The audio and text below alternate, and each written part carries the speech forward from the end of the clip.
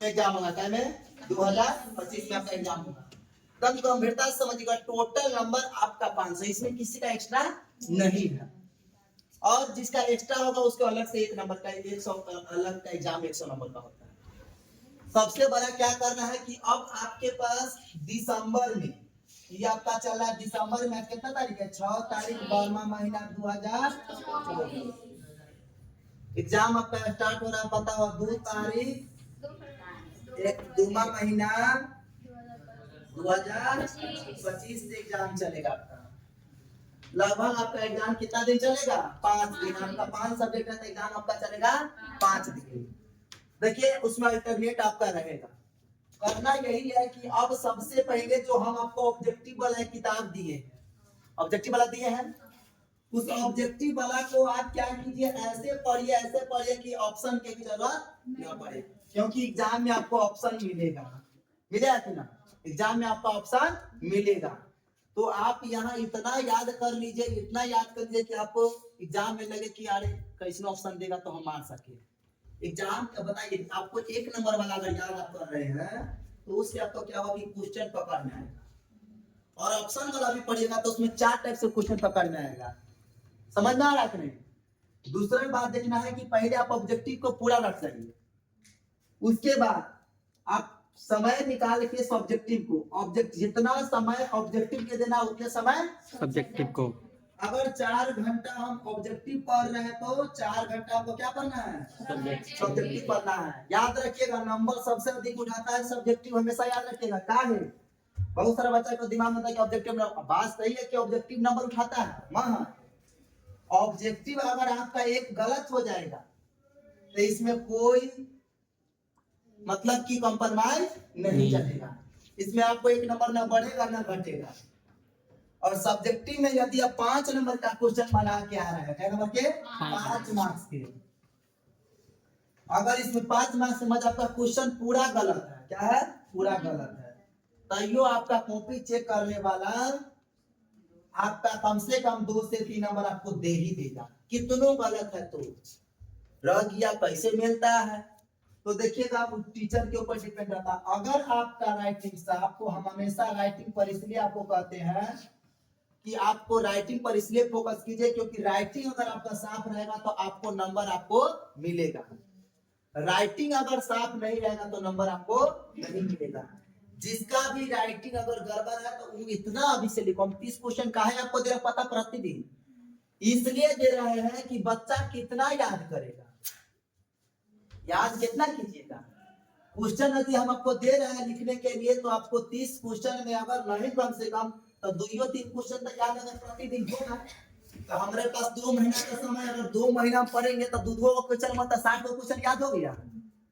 60 question आपका हो सकता है, 60 क्वेश्चन वही आएगा जो हम याद कर रहेंगे, तो आपको कोई दिक्कत होगा? नहीं होगा।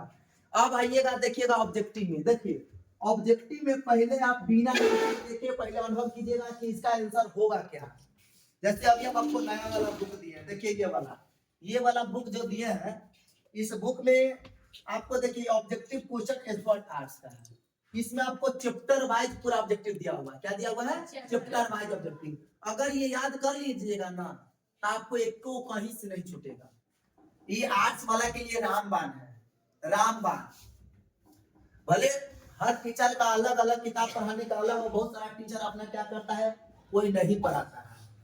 महज अब देखिए, बहुत सारा बच्चा है कि एडमिशन पहले लिया था, बहुत सारा बच्चा एडमिशन बाद में लिया है। महज ये पढ़ लीजिएगा, जो बाद में लिए वो भी, और जो ये पढ़ लीजिएगा वो भी। उसके लिए क्या है, रामबाण एक तरह से। ऑब्जेक्टिव पढ़ लीजिएगा। दूसरा बात है कि हम सब्जेक्टिव आपको दिए हुए हैं, वो पढ़ना है।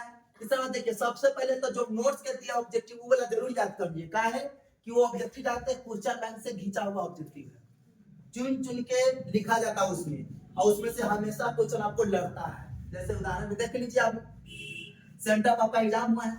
अच्छा देखिए, अगर ऐसा रहता सेंटर एग्जाम में, तो हम आपको बताए सेंटर एग्जाम में ही कितना क्वेश्चन लड़ा कि नहीं लड़ा, उसी से पता चल रहा है। देखिए बिहार बोर्ड में बच्चा को खाली एगो एहसास यही होता है कि हम कैसे लिखेंगे। इन दिमाग से आप हटा दीजिए कि हम कैसे लिखेंगे। आपको बताते हैं, बिहार बोर्ड में बच्चा के सिर्फ देखेंगे डर लगता है कि वहां क्या रहता है, अनुशासन में रहना पड़ता है। और अपना स्कूल में अनुशासन में बच्चा नहीं रहा, समझ में आ रहा है कि नहीं? तो आप लोग के एग्जाम देने जाना है, एग्जाम देने जाइएगा तो पहले क्वेश्चन को हमेशा बहुत बेहतरीन ढंग से पहले पढ़िएगा। पढ़ने के बाद जो क्वेश्चन आपसे बनेगा ऑब्जेक्टिव में पहले उसे बनाइएगा। आपका 30 ऑब्जेक्टिव जो है मेरा सही हो जाए। कितना ऑब्जेक्टिव? 30 को ऑब्जेक्टिव को हमेशा कंठस्थ एकदम पहले मान लीजिए सही, मतलब कि इसमें साथ में आज नहीं आना चाहिए, नहीं समझे? मतलब कि कोई भी चेक करे तो थोड़ा भी गलती इसको नहीं करे। जब 30 ऑब्जेक्टिव मार दीजिएगा तो आपके पास रहेगा कितना ऑब्जेक्टिव मारना? 20 को में अगर कितनो गलती आप मारिएगा थोड़ा डाउट होगा तो 10 अगर सही कर दिया तो 30 से 10 कितना हो गया? 40 को। अब आपको सब्जेक्टिव कितना नंबर के बनाना है?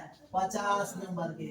50 नंबर में सब्जेक्टिव में उसे आप बनाइएगा जो आपसे पहले बन जाए। बहुत सारा बच्चा के मन में ये रहता है कि बताइए कि हमारा 5 नंबर वाला क्वेश्चन आ रहा है, 2 नंबर वाला नहीं आ रहा है, तो क्या हम 5 नंबर बना सकते हैं? अवश्य बना सकते हैं। 5 नंबर वाला जब क्वेश्चन आप बनाइएगा तो उसके ऊपर लिखा रहता है दीर्घ उत्तरीय प्रश्न। आपको प्रश्न संख्या दिया रहेगा, सेट ए, सेट बी या खंड ए, खंड बी करके लिखा रहता है। आप ऊपर लिख दीजिएगा। हमेशा एग्जाम में आप 2 पेन लेकर जाएंगे, 2 पेन में लिखेंगे सिर्फ एक पेन से, और जो सेट का खंड भी लगा था उसको हाईलाइट आप करेंगे ब्लैक वाले पेन से। अन्यथा 2 पेन से कभी भी एग्जाम में नहीं लिखेगा। 2 पेन का मायने नहीं होता है, खाली हाईलाइट जो करने वाला रहेगा आप उस पे लिख सकते हैं 2 पेन से।